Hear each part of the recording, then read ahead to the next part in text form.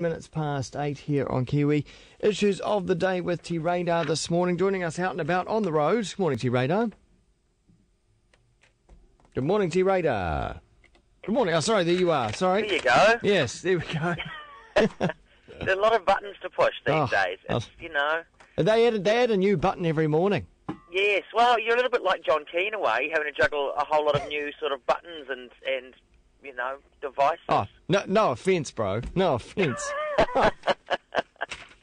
Probably easier for you, because you can just switch things off, go, I don't want that one. Just X that one right there. You don't have to go and sort of have long, drawn-out conversations with, various parties, or not parties as they may be. Yeah, or not parties, and also long, drawn-out conversations with people that bugger all people actually voted for. Yes, a record low voter turnout, and there are various folk out there who are apoplectic about this, saying, it's an absolute shame, and the people who didn't vote, I think it was 35% of the population should hang their heads in shame. It's like, come on, there's a lot of people, for whatever reason, may not have actually voted. I don't think that's necessarily a bad thing. They may not have been informed, they may, so what if they felt apathetic? They may have just thought, well, I'll just let everyone else decide and I'll just abide by their wishes. It's no big deal. I know people who did vote, and I think, you shouldn't have been allowed to vote. You're a moron. I know someone, an intelligent, cosmopolitan sort of young person who went, I think I'm just going to vote for Greens because they had the best billboards. And that was the entire basis of their voting decision. Well, a lot of people just voted for National because, they like the smile on that guy. That's exactly right, So let's not get all high and mighty about this wonderful and informed electorate that we have out there who should all go and use their right to vote, It isn't illegal not to vote, and nor should it be. If people choose not to, that's the beauty of our democracy. They can say, actually, I'm not going to go and cast a ballot. It doesn't make them any less a member of society. Ludicrous. It's compulsory somewhere else, though, isn't it? Is it compulsory in Australia? I think it is compulsory in Australia. Again, as I say, there's no test. You can just do it, just by dint of being alive. And even then, quite a lot of people who I think, weren't overly alive in the brain department went out and cast their vote. Yeah. Well, what do you make of the old argument that always gets trundled out, like, people in other parts of the world die for the right to vote? Yes, they do. And they also probably die for the right not to be legally compelled to go and do something. Yeah. And that's the beauty of our democracy. Yes, and there's a lot of people, that has come out as well. Our forefathers went out and they died for this right. Yes, they did, and we have that right. We absolutely have it. And if some people choose not to option that right, that is their democratic right not to do that. Yep. So, all right. Let those people do it. That's a well-explained point. But looking at sort of the aftermath and so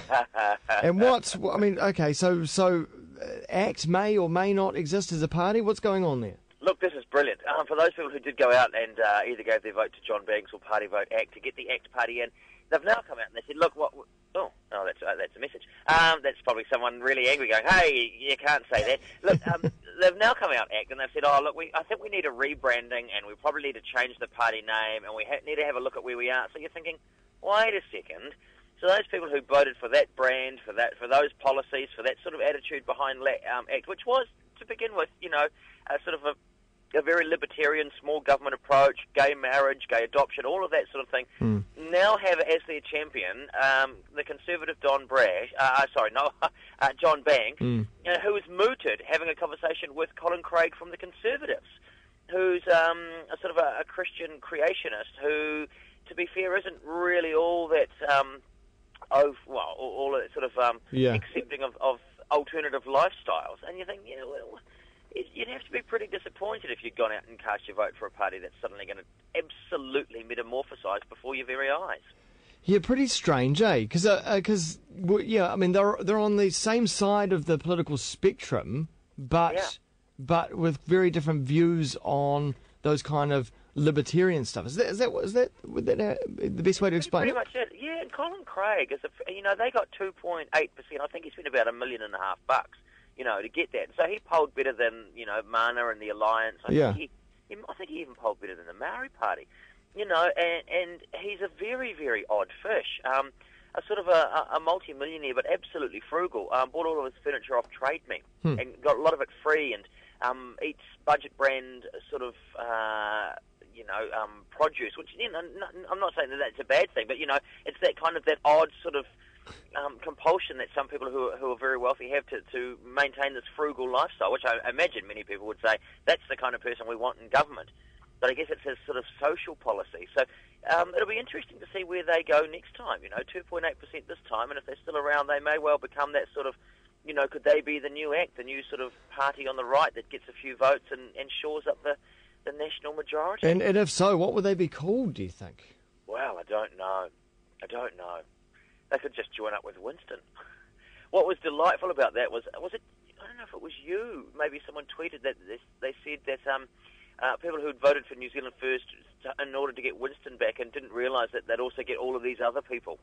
Yeah, there are some. There's going to be some very interesting times in debating chamber with some very inexperienced and odd MPs. Oh, absolutely. Because I saw Campbell Live last week. They did a feature on the first 6 MPs in New Zealand First, thinking that that's probably all they would get, and that's all as far down as would need to go. But I don't know. Who knows? Where's that? I mean, how many have they got? Is it 8, 9? Was it 8? I think it was 8, something like that. Yeah. Well, I mean, who knows what's going on down there? They are.